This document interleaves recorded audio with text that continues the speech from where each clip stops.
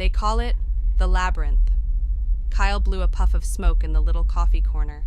No matter who takes the picture, when they take the picture, how they take the picture, even if it is from the same angle or time of day or lighting, not one image is the same. Jenny, his girlfriend sitting next to him, looked at the local woman, their guide, who smiled, a local legend. She took a sip of her red tea, something to entertain the kids and keep them busy.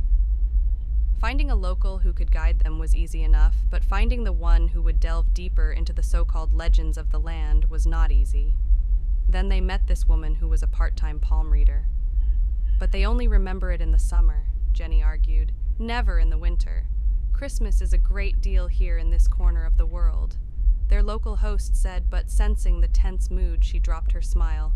I wouldn't go there, miss, sir. It houses junkies who shoot up drugs, and is often the hiding place of militants. Kyle doused his smoke and took out a thick envelope. We need to get there. The woman looked at the money and then at them. I can't stop you, can I? That took back the couple. They thought it would be harder. So you agree to show us the place? Jenny asked. If you're here, that means you wouldn't go back for a long time. We're not looking to live here, but whatever goes with you, Kyle said. This land attracts people. The guide grabbed the keys on the table and motioned them to follow her.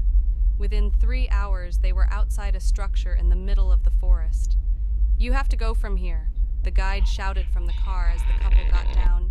The vegetation is too thick. Jenny turned around to thank the guide, but the vehicle was quickly out of sight. A labyrinth, Kyle chuckled. This place is just old. Let's get started. Jenny picked up the filming bags they brought along and headed for the building. Surprisingly, inside of the building was cool and the air was fresh. Stay with me, Jenny, Kyle said, flashing around his light. We can't take chances. As they walked in deeper and deeper, the air got colder and the light dimmer. Just then, a slow movement caught their eyes. The couple stayed together and watched as a small figure lay breathing on the floor. As the light shone on it, they discovered it was a cat, and it was not breathing. The pus on its body was boiling. Once Jenny saw it, she ran to the side and threw up whatever she had in the coffee shop. Just then, the stench hit, and soon Kyle joined his girlfriend. Covering their noses, they ran out of the building and into the light. Once out in the light, the two heaved in fresh air and dropped on the ground. There's no way I'm going in there again, Jenny said. I'm with you, honey. Kyle agreed. Kyle was busy getting his breathing under control when Jenny spoke. Something is strange. She looked around at the structure. Is this from where we entered? Kyle. Jenny started to panic when she realized something. This is not where we came from. This is where we came from, Kyle remarked, but stopped. Maybe the legends are true and the building just looks different. That's outside the law of physics. Let's just get out of here. A few hours into their walk, the couple stopped dead on their track. In front of them was the structure, a different one. Maybe we should try going in and see if we can make sense, Kyle offered, but Jenny hesitated. Oh, okay. The air inside was thicker now and heavier to breath. The inside was brighter, but one could not make sense of what was up or down. Ow! Jenny hit her head against a low ceiling. I didn't see that. This really a labyrinth, Kyle commented. I just want out. Sometime later, they came in front of a building they knew that even if it looked different, it was the same structure. This can't be. Kyle was standing behind Jenny at that time, and when he looked at her, he noticed that the bag she was carrying was wet. The bag's wet, Kyle said, to which Jenny took it off. Jenny shrieked in disgust as Puss pulled out of her bag. She threw it away, and Kyle immediately looked into his. His was filled with orange and yellow pus as well. He immediately tossed it away. Get it off! Get it off! Get it off! Jenny screamed as she took off her wet clothes, and as she pulled up her shirt, Kyle almost got sick. Her back was filled with pus. Some were leaking, others were red and disgusting, and the yellow and white substance was leaking off it.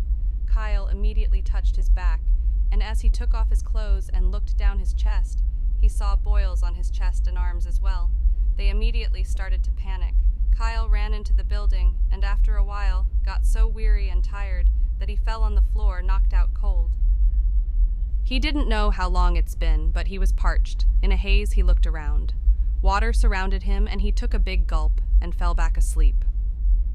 Consciousness brought a bitter taste to his mouth and Kyle pushed himself away from the thing near him. Looking down, he threw up in disgust. It was the puss-covered cat. He was drinking the leaking puss out of its body. Kyle threw up more and more. By this time, his legs and feet were covered in boils. He could feel the boils in his lungs. It hurts to breathe. He can't even walk properly, and by touching his face, he knew that there was no clear surface on his hands, face, or neck. The sun was hitting him hard again, and using his shredded clothes, he made a rope to track his path. He walked and walked. He bore the pain and went on. Sometimes his boils would burst, sending a wave of pain in his body coupled with the ones in his lungs. He was even struggling to open his eyes, but the boils on his eyelids were preventing him from doing that. He was parched again. The sun beat down relentlessly. The boils screamed at him to stop, and he finally ran out of cloth. Tired and exhausted, he plopped to the ground, screaming as it hit the boils. He struggled to keep his eyes open. As luck would have it in the distance, he saw something. His mind registered it as water, and he ran and sucked on it. When Kyle came to be, he screamed as he distanced himself from the thing he was drinking. It was puss yet again, but this time he saw that it was the face of a person, Jenny. The sun has been merciless. Kyle manages to carry himself inside the building. Of course, he had a hard time searching for the door, but in the end, he did enter it. The puss on his body had dried up, leaving a dried skin that hurts every time he moved. By that time, he had even given up on the hope of God finding him. He closed his puffed-up eyes and just wanted nothing but the pure bliss of death. Kyle managed to open his eyes at the sound of something. When he realized that it was footsteps, his hope rose. He immediately tried to stand as much as he could without hurting himself and followed the voice. The voice was closer now. He stopped and took in painful breaths. Now the voice was coming from all over the place. Up, down, left, right, front, back. There was no way to tell where the source was from. The unintelligible voices echoed all around him.